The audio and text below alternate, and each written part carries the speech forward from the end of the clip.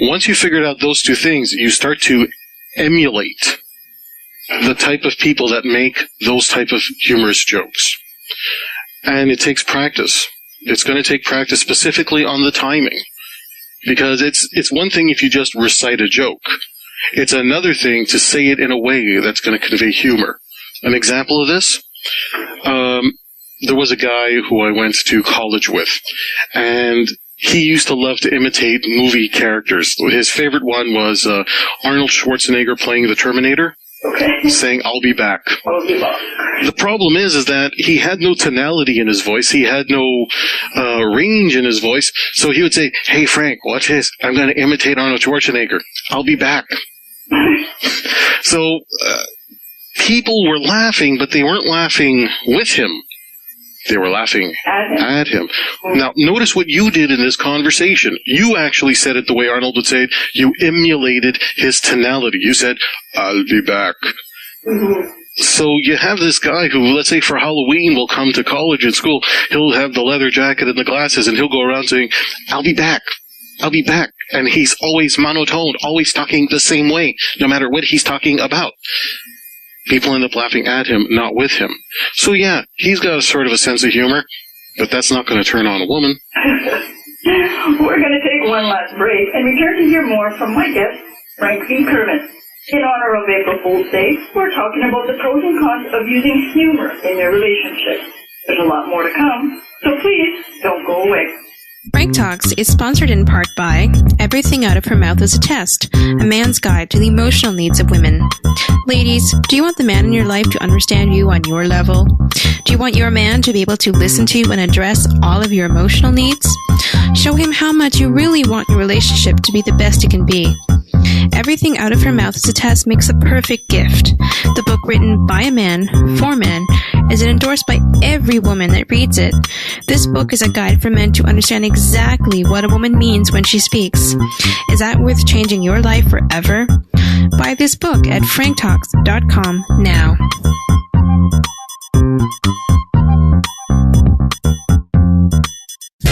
Frank Talks is sponsored in part by the program From Friends to Lovers. Stop being her emotional cookie man. How does a man turn his female friend into his lover even when she has rejected him in the past? Why would a woman rather date and have sex with a stranger than a male friend she had known for years? What emotional needs do male friends, emotional cookie men, address, and which ones do they violate such that they don't get to date their female friends? What does it take to make a woman date and fall in love with one of her male friends? Why don't women see their male friends as sexually capable beings? What is the difference between a real female friend and a woman that uses men? Find out here in this Frank program, From Friends to Lovers. Stop being her emotional cookie man. On sale now at franktalks.com.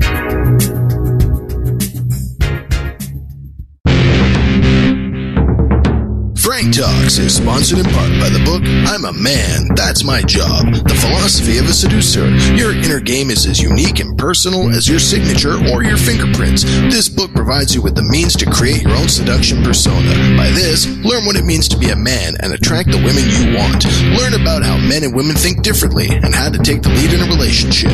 This book is for you at franktalks.com. And we're back with the Partyline Talk Show on K103.7 FM. I'm your host, Lori Jacobs, and happy April Fool's Day. If you're just joining us, we're discussing humor in relationships. Do you think it adds or takes away from relationships? Can too much humor destroy relationships? On the phone with me is relationship expert Frank V. Kermit. So, Frank,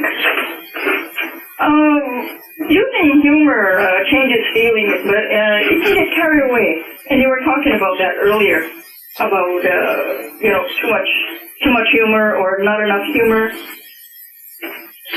Very much so. The idea is that if you're feeling really, really bad, a good line of humor can make you feel good. The same way that if you happen to be having a great day, let's say everything is going your way, the wrong joke can end up making you feel miserable, depending on who thinks it's funny and who doesn't think it's funny.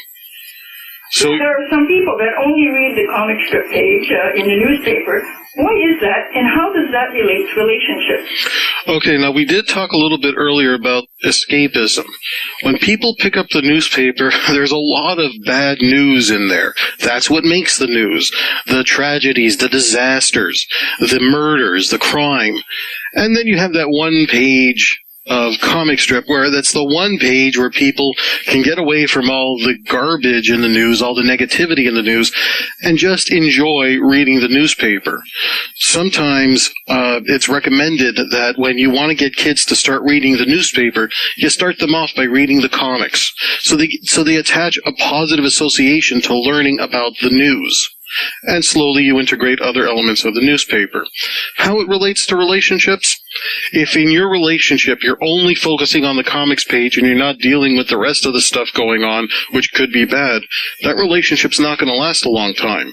The same way that the person who's reading the newspaper with the comic pages in it and not the rest of the paper, that's a person who's not going to be aware of worldly events.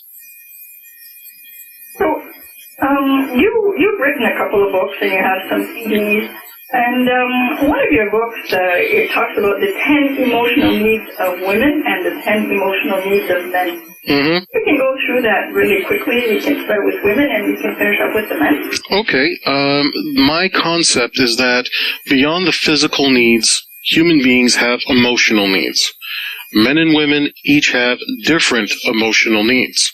The biggest mistake that couples make is that they assume that, men and women are equal, so they have equal emotional needs.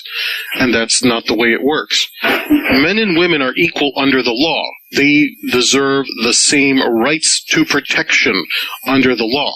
But men and women are not equal. We're different. We're different physically. We're different emotionally. So a woman will try to do things for a man because that's what she would want done for her. A man will do things for a woman because he would expect that this is what she would like, since it would be something he would like. You don't address your own emotional needs and expect your partner's emotional needs to be addressed at the same time. You have to address a woman's emotional needs, and a woman has to address a man's emotional needs to keep long-term relationships going. For a woman, it comes down to one rule. Does she feel like a mother or does she feel like a lover? That is the one absolute rule. In a long-term relationship, a woman may start off madly in love with the guy that she's with. One of the surest ways to turn her off is that she starts feeling like the guy's mother instead of his lover. And that'll turn her off. And she won't even realize that it's happening, because let's say she gets married, she has kids, and in taking care of the kids, her mothering instinct has completely taken over. She starts mothering her boyfriend or her husband. He's not thinking, I better put a stop to this, because he likes that kind of attention too. He likes the mothering feeling. We all do. Isn't it true, though, that when people are looking for prospective men and women in relationships, that